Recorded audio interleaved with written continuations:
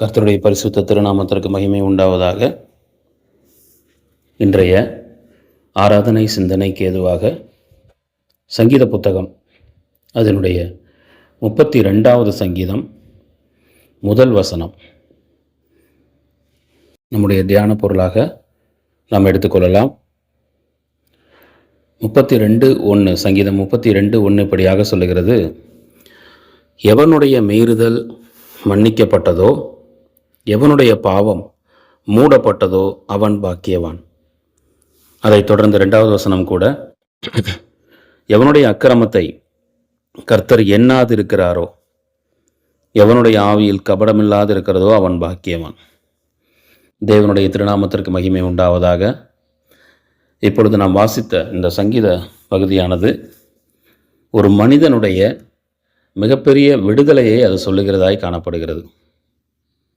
ஆம், இதில் சொல்லப்பட்டுள்ள மீறுதல், பாவம், அக்கிரமம் ஆகிய காரியங்களை நாம் குறித்து பார்க்கும் பொழுது இது அனைத்தும் தேவ சமூகத்துக்கு புறம்பாக்கப்பட்ட ஒரு காரியமாக காணப்படுகிறது.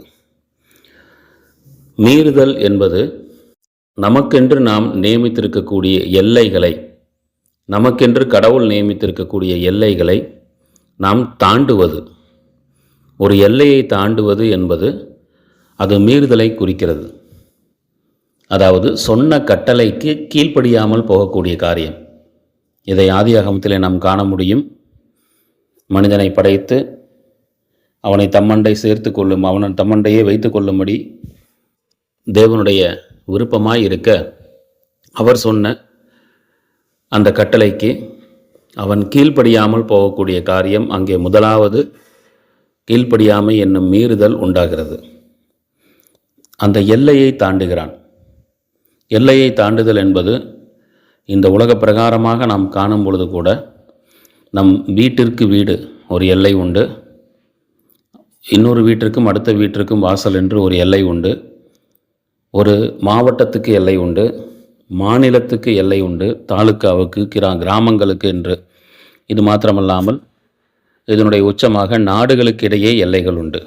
இந்த எல்லையை மீறும் பொழுது, நாட்டினுடைய எல்லையை மீறும் பொழுது அவர்கள் விசாரிக்கப்படுவது மாத்திரமல்லாமல் சில நேரங்களில் எல்லையை மீறும் போதே சுட்டு கொல்லப்படுவதையும் காண்கிறோம்.